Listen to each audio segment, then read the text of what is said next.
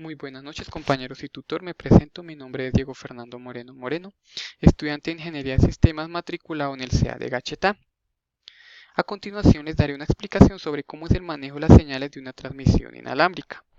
Bueno, pues primero que todo, muchos se preguntarán cómo es que nuestro celular, computador, televisor, Xbox o radio se comunican y transmiten datos sin un medio físico, es decir, sin un cableado. Bueno, pues a continuación les daré una pequeña explicación sobre cómo funciona este sistema para que lo tengamos más claro. Entonces, primero que todo vamos a aclarar un concepto básico y es la radiación electromagnética. ¿Qué es la radiación electromagnética? Bueno, estos son campos electromagnéticos variables, es decir, campos combinados, campos eléctricos y campos magnéticos combinados que oscilan y que se propagan al espacio vacío, es decir, aquí al aire. Un ejemplo, las ondas de sonido, ellas se necesitan de un medio físico para ser transmitidas. La radiación electromagnética es generada por fuentes electromagnéticas propagándose o enviándose a igual o mayor a la velocidad de la luz. Estas radiaciones pueden manifestarse en tipos o diversas maneras de ondas o diversas maneras, como las ondas de radio, las ondas de microondas, la luz infrarroja, la luz normal, la luz ultravioleta, los rayos X y los rayos gamma. Estos son como los tipos de radiación electromagnética que encontramos en nuestro espacio electromagnético, ¿sí? Bueno, pues ahora vamos a centrarnos un poquito más en el tema y es sobre la transmisión de señales por vía inalámbrica. Esta transmisión de señales se hace bajo el tipo del campo electromagnético de las ondas de radio, ¿sí? Entonces, estas ondas de radio, aquí tenemos un ejemplo sobre cómo son. Ellas manejan ciertas líneas hacia arriba, hacia abajo. Tenemos la longitud de onda, que es la que va de un lado a otro, y la amplitud de onda, que es lo que oscila entre el eje X, lo que sube y lo que baja. Nos dice aquí que mayor longitud de onda, menor energía, menor longitud de onda, mayor energía. Aquí podemos ver qué tipo de onda utiliza cada tipo de radiación electromagnética. Digamos que los rayos gamma, podemos observar que estos son uno de los más, digamos, peligrosos, perjudiciales para el ser humano. Utiliza una onda de una onda de mayor longitud. Tenemos los rayos X que se van volviendo más pequeños, tenemos los ultravioleta, la luz visible, luego tenemos la luz infrarroja y ya posterior tenemos las de microondas y las ondas de radio. Como podemos ver, las ondas de radio son de una onda mucho más corta. Entonces, digamos que eso para la transmisión de señales se maneja sobre ondas de radio.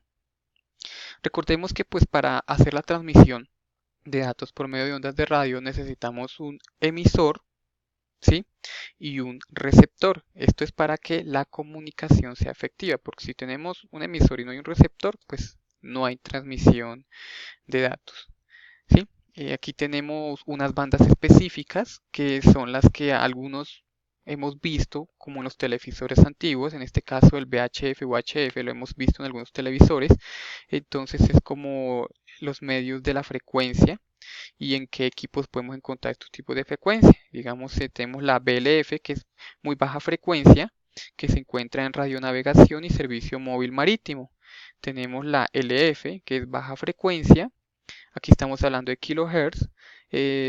Son frecuencias de patrones. Tenemos la MF, que es media frecuencia, que es la radiodifusión sonora en AM. Después tenemos ya en los modos de megahertz, tenemos la HF, que es alta frecuencia, que es telefonía fija móvil, radio, radioaficionados, radiodifusión de onda corta. También tenemos la VHF, que es muy alta frecuencia, que tenemos la telefonía fija y móvil, radioaficionados, radiodifusión sonora en FM, televisión abierta, radionavegación. Tenemos la UHF, que es ultra alta frecuencia, que es telefonía fija y móvil, televisión abierta, radiolocalización.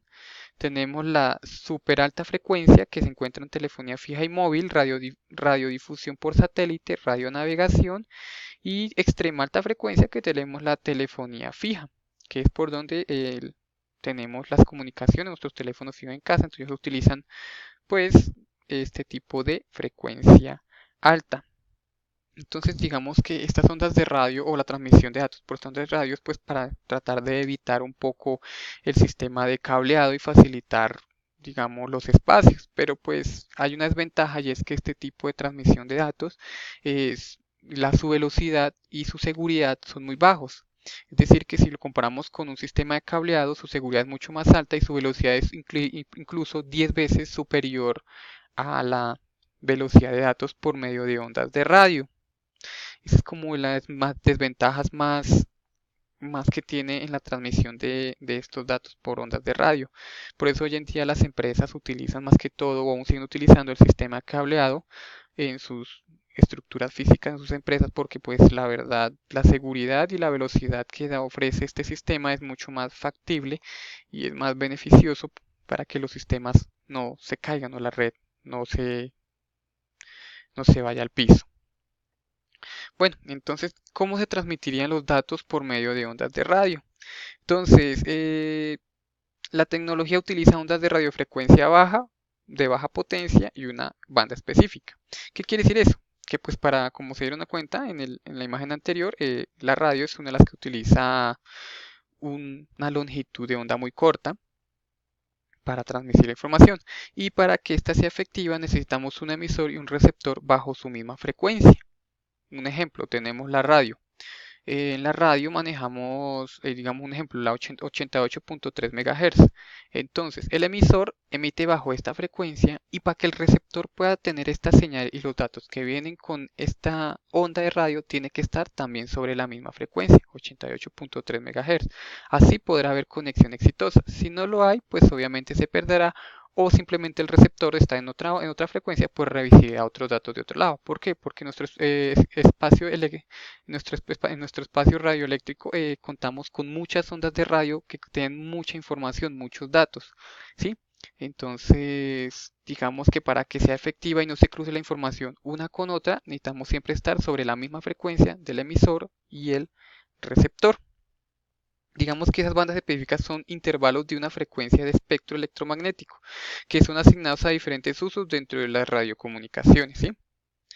Este uso del espacio radioeléctrico está regulado por la Unión Internacional de Telecomunicaciones.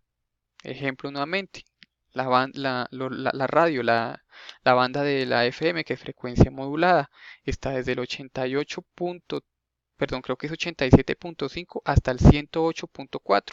Ese sería el espacio asignado en las ondas de radio para este tipo de emisoras. Saben muy bien que no hay menos de 87 punto algo y no hay más de 108. Es como que lo que regula, esta unión es lo que regula ese espacio para esa transmisión de datos, digamos que en este caso para la radio. Ahora pues vamos a tomar como ejemplo, la transmisión de datos entre dos computadoras, ¿sí? Esto se realiza por un medio de un proceso que se llama, o que es como conocido habitualmente por modulación de la portadora, que es donde el transmisor agrega datos a una onda de radio portadora. Esta onda, al llegar al receptor, es analizada por este y la cual separa los datos útiles e inútiles.